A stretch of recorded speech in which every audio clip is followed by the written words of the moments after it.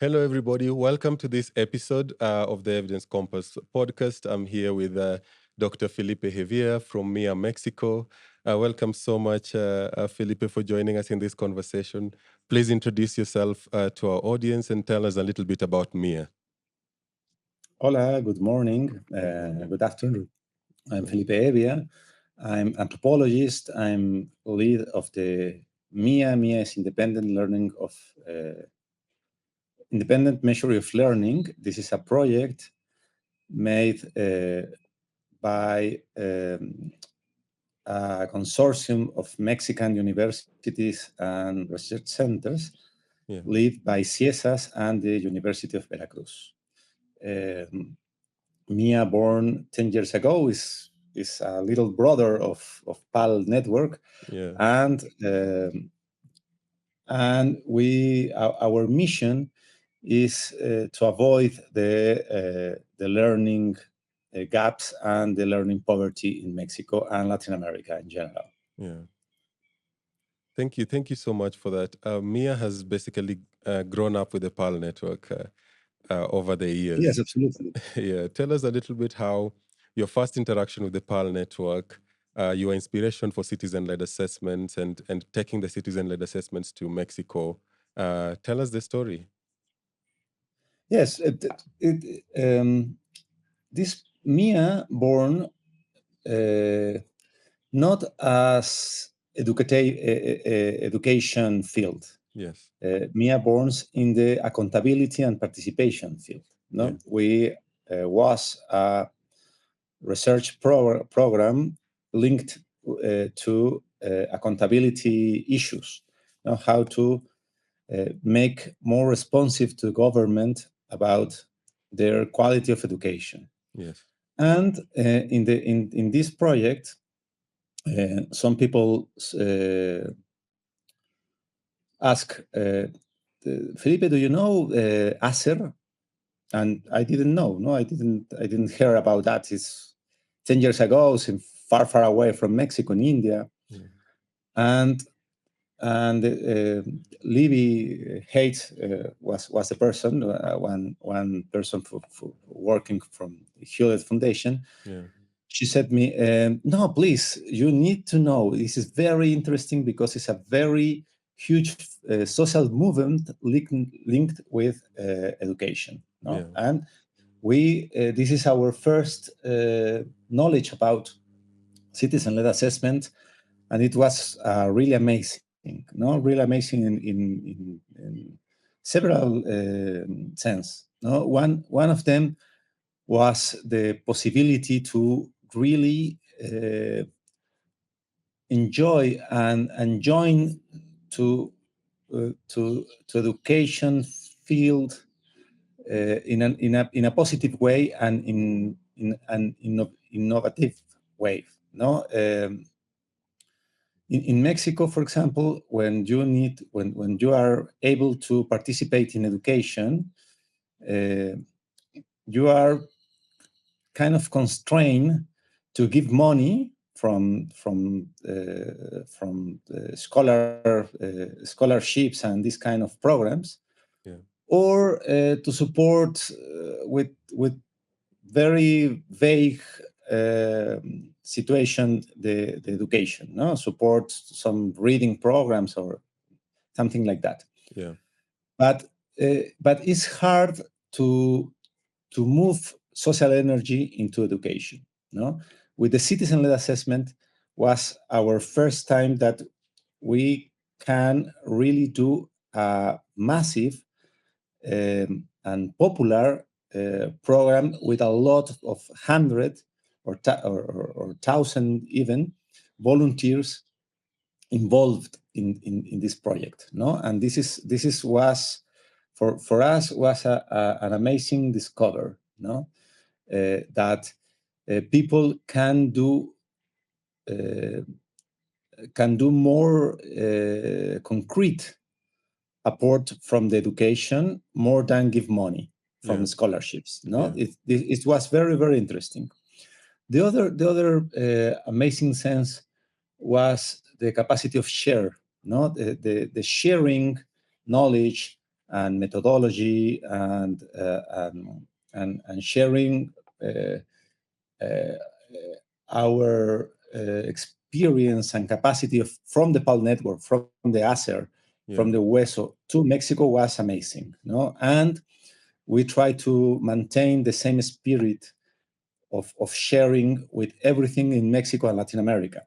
No, Yeah. we, for example, in Mexico, we work with almost 15 or um, 20 civil society organizations who ask for us about training or know the camps, the learning camps, or trying to understand the formative evaluation and these kind of things. Yeah. And we try to share with open source, with a very open mind, try to share the knowledge that we received from PAL Network, from ACER, from Pratham, from WESO. No? Yeah. I believe that this part of share is a very strong part of the network. And the other thing that we try to talk later is Yeah. about the purpose of the citizen led. No, we believe that the purpose of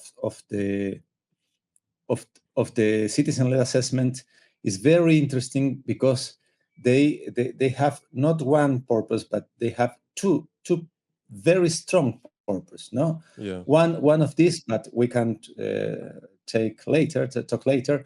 But one of these is measuring to understand the intensity of the problem. Yeah. No, the fundamental learnings before the pandemic success was quite of invisible to many people, including to Mexican authorities. Yeah. No, it is really when the pandemic came and showed the learning losses and showed the problem of fundamental learnings that we realized that the intensity of the problem. Yeah. I believe that the citizen-led assessment are key components to understand the how deep is the problem of fundamental learning. But the other very strong part of the citizen-led assessment approach is understanding to act. Yes. No, it's not just to give and generate information, is using this information to action. No, Yes. and we try to respond the big question of every evaluation has, that is what's next. No, now, okay, we can do a very strong, a very high quality evaluation, but the big question after that is, okay, what's next? Yeah. No, I believe that citizen-led assessment offer a very strong uh, action program, not just to link evaluation with action, but we try to tackle the problem of that we try to understand better with the citizen-led assessment. No? Yeah.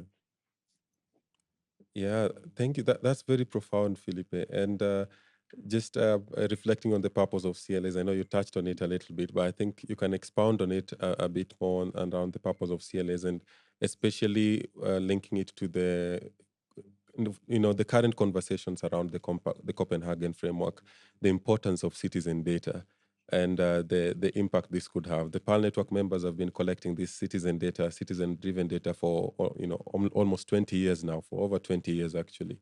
But now, just now, there is a framework that acknowledges citizen data. What are your views around this and how it ties to our citizen-led assessments and action? Yes, in general, in another fields, but specifically in the environment field, Yeah. the idea of generate science with citizen data is not new. No, and there are a very strong and very high quality research programs that include the idea of the citizens can include in not just in the use of the information, but produce information, no, and produce data. Yeah.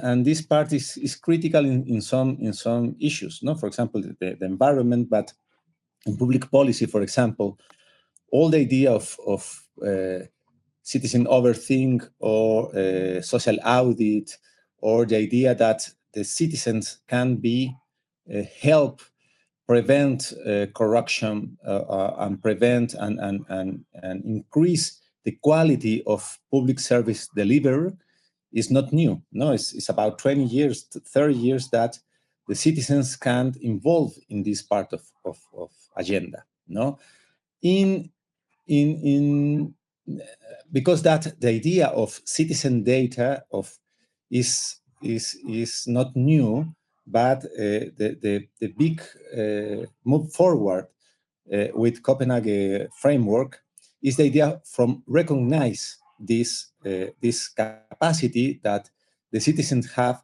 to contribute with rigorosity to create data useful to make better decisions. No? In education, this is and from PAL is a huge opportunity, because uh, one of the more original characteristic of our kind of assessment is to include citizen. No, it's because it's citizen-led assessment. Yeah. The citizens are not just volunteers to recruit data, is lead the assessment, is lead, is planning, is training, is a lot of work, of volunteer work, is citizen work, um, able to transform this data in rigorous data. No, and I believe that in this context, the learnings that PAL network organizations and the secretariat are huge, no, because we have the experience, we have the knowledge, we have the know-how about how citizens could be involved in a very technical and specific part of the educational process, that this is the evaluation and this is the assessment of learning. No, and this is very important because uh, uh, there is very useful to the uh, organizations like UNESCO statistics on this kind of huge institutions leading with the data to open the box and try to get some help and get some knowledge and expertise from the citizen-led assessment, but the citizens. No, the idea to the with the new technologies, with the possibilities to share with the internet and IE, etc., um, create the possibility to real expose the quantity and the quality of get and recollect data. No, and this is very, very important for understand the how deep is the problem, and to try to use this information not to feel bad, or not just to feel bad, but to transform the environment, or to transform the energy in a positive way. Yeah. Yeah.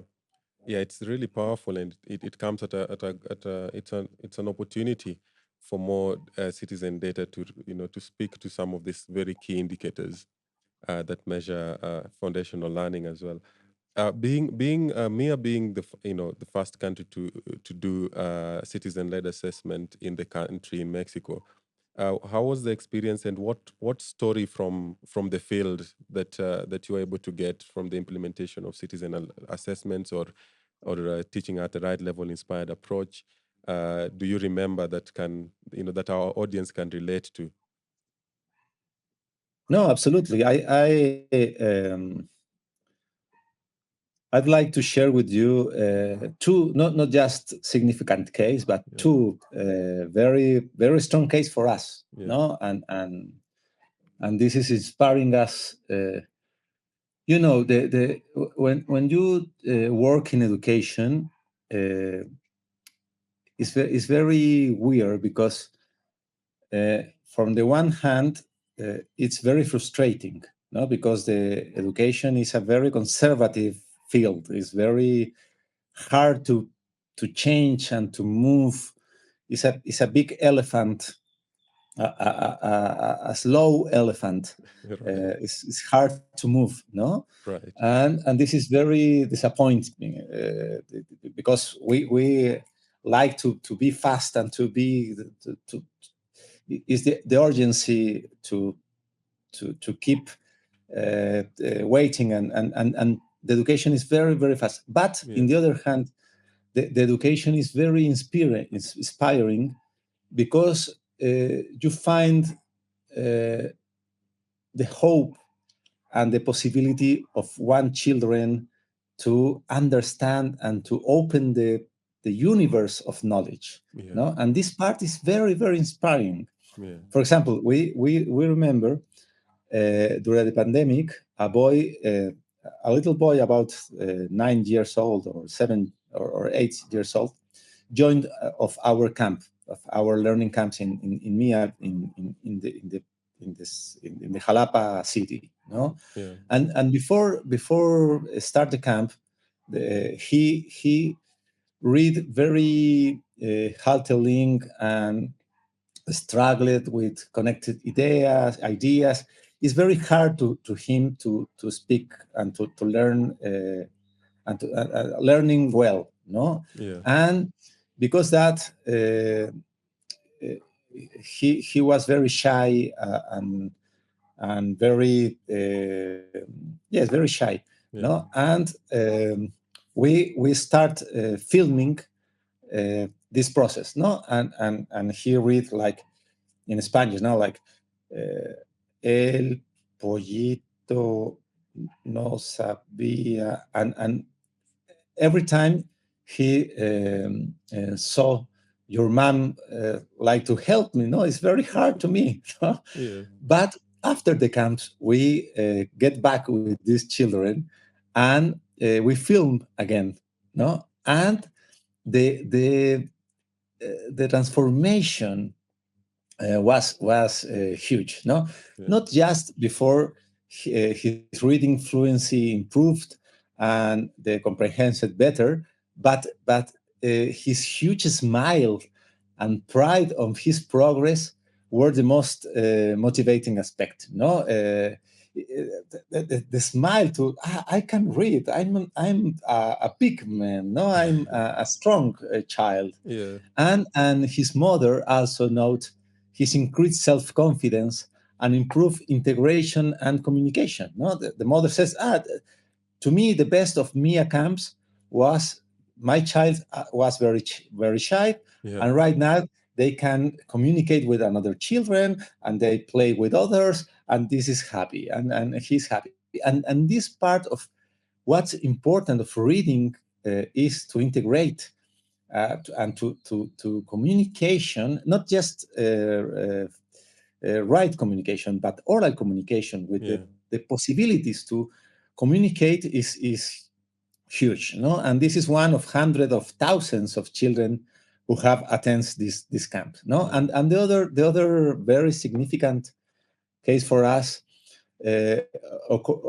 This occurred in a rural community near the capital of Veracruz, Mm-hmm. and we talked with the principal of the school uh,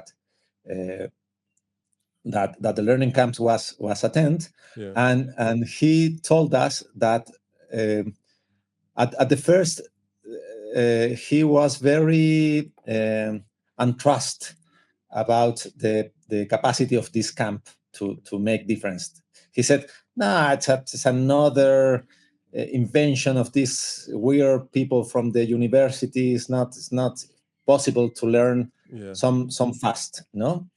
At the end of the camps, he said me, Felipe, is amazing. No, not just the velocity of, but to me, the indicator that these camps could help my child is not one, two children in my community ask from his birthday presents Yeah. books. No, and this is the first time in the principal history, Yeah. no, that one children ask books from the birthday present. No, it's not just a soccer ball, or this is a typical in Mexico, Yeah. or some I don't know, the Nintendo games. No, he asked from a book. No, and because these children understood the infinitive, the infinite universe that the books offers. No, and Yeah. these two histories are very exciting for us, and full of energy to enfront to the big elephant. Yeah, that's very inspiring because the impact it has on that one child, it's not just one child, it's a whole community, it's a whole generation that has been, impacted by education. So it's a slow elephant, but an impactful elephant at the end. Absolutely. Yeah. Yeah, so Mia has managed to train thousands of teachers using MOOCs, the massive online courses, which I think is an incredible achievement. Tell us a bit about that so that our audience can understand, the impact of those trainings and how you're able to do them in Mexico. No, absolutely. Mexico is it's a huge country. Yeah, We are 120 million people, and it's a very diverse. No, they are. We have um, a lot of original languages and a lot of cultural differences between the country. yeah, No, and one challenge of everything in Mexico is the scale. yeah, No, the scale, yes, always is challenging. And but at the same time, in Mexico, we have some very interesting points of start. One of them that we share a national language, that the Spanish is wild share in all the country, and share with Latin America too. No, in Latin America, most of the country can talk and understand in Spanish, and this is a very easy way to communicate. It's a lingua franca in all Latin America, and this is very very important yeah, and very easy uh, to use the Spanish as a strong languages to share this. No, yeah, and the second important thing, that the internet penetration in Mexico is high. No, it's not the best. It's a lot of rural areas struggle with the connecting, but in general, 80% of the population can access to a smartphone and can can access to internet connection. yeah, No, and because that we believe in the pandemic, but not just in the pandemic, just before to the pandemic, that the non-presential kind of training could be very interesting. No, because we can share cheaper and and with and with the spread more in more territories, the our in methodologies. No, yeah, uh, uh, we uh, we are lucky because our executive director Anabel Velázquez is a national expert in educational through digital tools. yeah, No, and she built on an ecosystem to try to use the learning systems, offline and online, to training teachers and training volunteers and training parents in the citizen-led assessment and in the learning camps. No, Yeah. and it was very, very interesting because the scale that we can share was another. No, we start to work with the Ministry of Education in Mexico and with UNICEF Yeah. in order to share this methodology to more teachers and develop a MOOC and virtual. It's a kind of YouTube tutorial with vitamins, no? Yeah. And with interactions and with some quizzes Yeah. and with a very innovative forms to training adults through not just focus it on children, it's focusing of adults um, and we develop a very interesting tools of education of adults of teachers specifically Yeah. with and without human help. No, we try to, for example, the MOOCs are digital. No, Yeah. it's not an human behind that, but some LMS, a learning measuring system. Yeah. They are a human interacting with it's a kind of coach with or tutoring some teachers to do that. And this part was very interesting because we can we can scaling up the from, I don't know, 300 or 500 teachers to 80,000 teachers. No, and Yeah. really a different scale. And it was very interesting for us because in Mexico there are a strong training, continuous training to the teachers, Yeah. but very linked with a teacher career. No, Yeah. the teachers, to increase their salary, they need to take some courses, and these courses are very hard to get because it's a huge enterprise and these kind of things. But we offer these courses for free and without this official program. Yeah. And besides that, we have in the top 5 MOOCs in all Mexican platform to take these MOOCs, and the top 5 to finish this MOOC. That this is very important in this digital kind of training. The regular thing that they inscribe only finish 20% of the people. No, Yeah. it's normal because it's very free and it's very volunteer and so on. No, and our finish rate was about 36% or near 40%, and this is very, very high to compare with another kind of MOOCs. Yeah. And this implies that for in one part the teachers are will comfortable with this kind of more relaxed and more flexible kind of training, and another, the contents and the methodology is attractive to the teachers. No, that this is very important, and I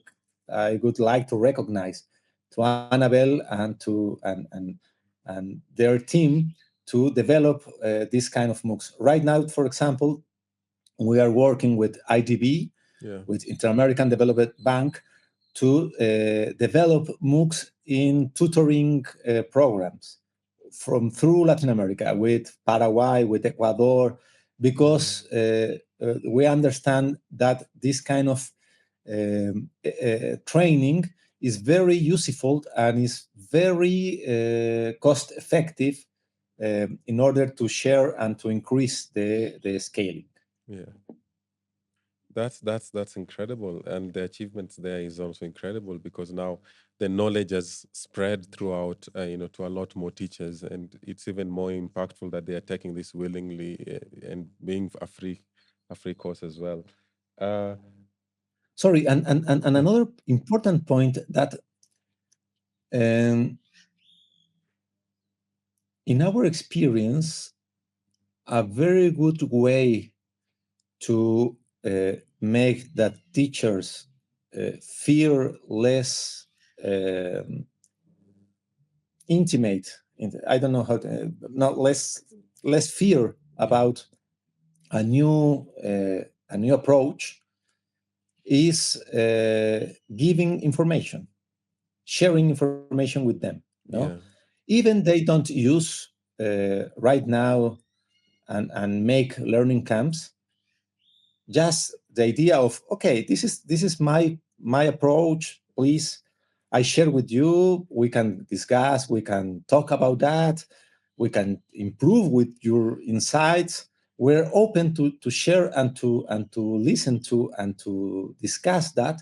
I believe that this is very clever form to share the idea and to increase and improve our working. No, yeah, we are not the expert that we are in the cloud and we are kind of gods of knowledge. No, no, no, no, no. We are a very normal people trying to do their best to make that the children learn. No, and in this very horizontal conversation, I yeah, believe that to share information and to say, okay, I don't try to convince you.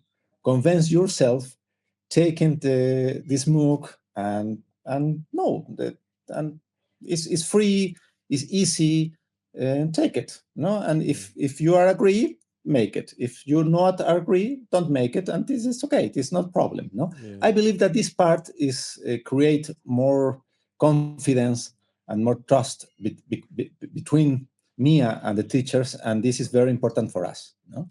Yeah, yeah, and that's the power of citizen agency, that personal initiative to want to make a difference. Yeah.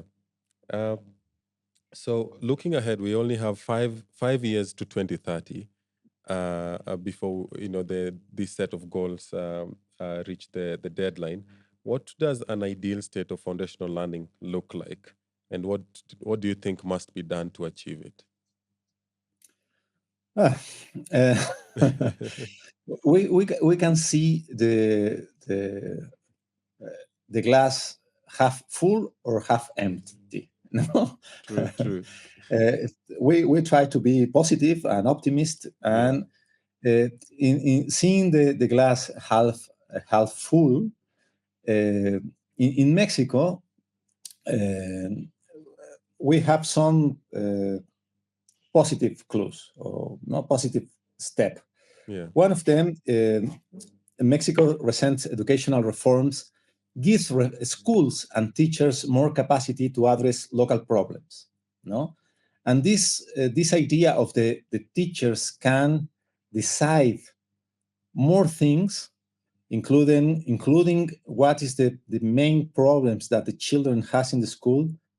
For us, is a big opportunity to tackle fundamental gaps, yeah, no, fundamental learning gaps and learning poverty, because this kind of decentralizations create a positive environment for schools to address learning gaps and poverty. No, the growing emphasis. The other point important of this half full glass is in Mexico is very there were a huge public conversations about evaluation, no, in general educational evaluation, yeah, and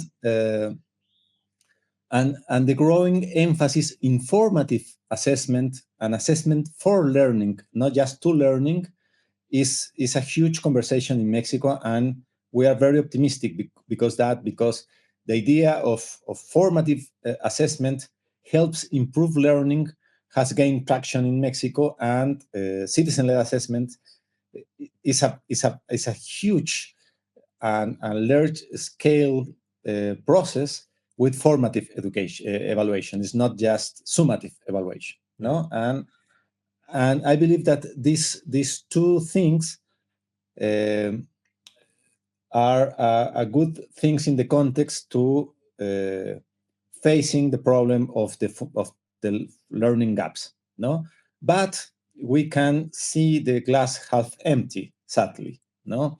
Uh, One of them is it's a challenging to position learning gaps as an urgent public problem. No, Yeah. uh, we are very our authorities are very resistant to understand and to recognize that children go to the school and not learning in the school. Yeah. No, it's say no, but I'm the children learning is not everything, but it's impossible to go to the school and not learning. No, or Yeah. not learning well. No, and post pandemic there was an unique opportunity to address this, but it wasn't fully utilized in Mexico. No, the idea of the Mexico the Mexican authorities was very, but not just in Mexico, no. But what's the idea is we were everything okay. No, we are Yeah. very we managed the pandemic in the health problem, in the economic problem, in the educational problem very well, and there are not problems. No, this is this kind of discourse, political discourse, Yeah. very strong in our government, difficult to understand that we have a problem and that we can tackle this problem. If we don't recognize the problem, it's hard to understand and to fix the problem. No, and the stigma and the other problem, or the other half empty glasses, but is despite the idea of formative assessment, in general, there are a very strong stigma attached to learning assessment as a negative and or harmful is concerning to teachers. No, the teacher says even with formative assessment, this no, everything linked with assessment is neoliberal, is harmful for our profession. Is not good for us. Yeah. No, and this perception has prevented Mexico from having a robust and autonomous learning assessment system in general. Right now, we don't have any independent government system to assess learnings. No, and in this context, I believe that MIA and citizen-led approaches has a crucial role. No, MIA and citizens evaluations are fundamental in this context. Yeah. Why?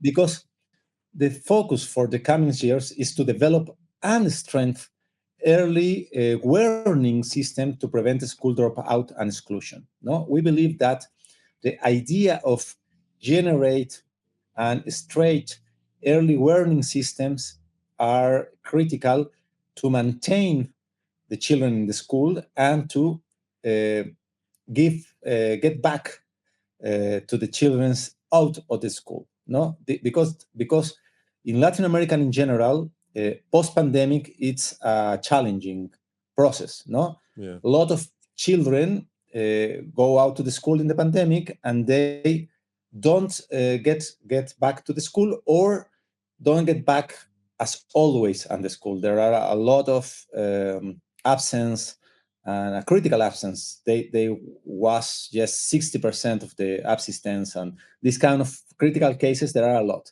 Yeah. And we believe that in MIA, the next years of the MIA, we're focusing in two things. One thing is to create this alert warning system, no, trying to give educational system information to understand that if the children cannot read and cannot do proper math, the possibilities to drop out the school are huge.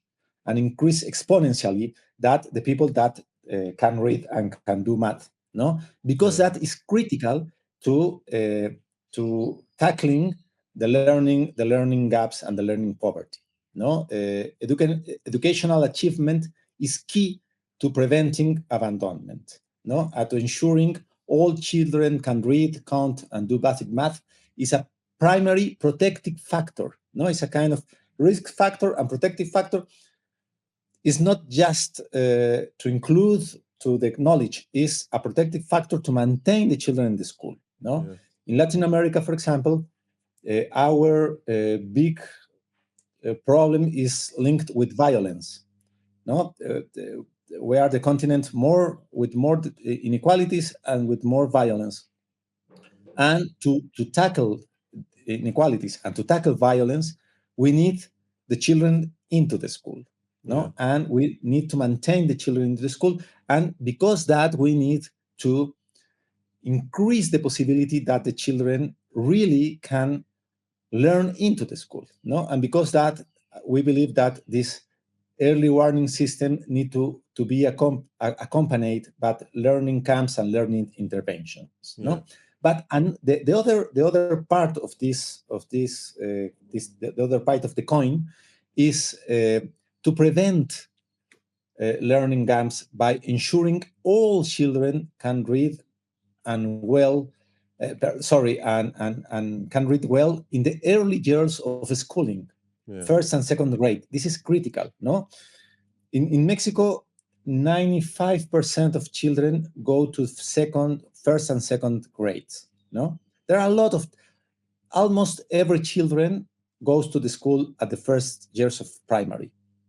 But as UNESCO says, as MIA data says, at in 5th grade, there are a important percent of the children cannot read.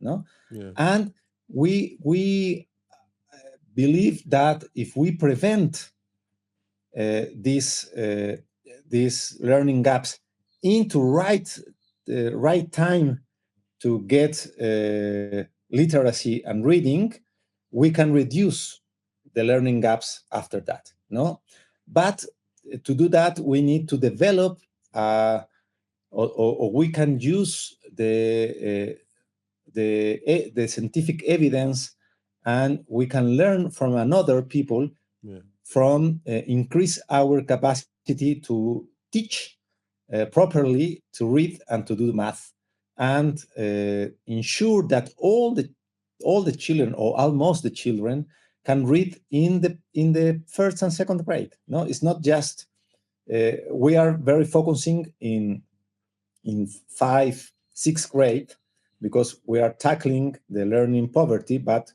we need to move to prevent this learning poverty in the proper years, and we work in the two phases, no, Yeah. to tackling that.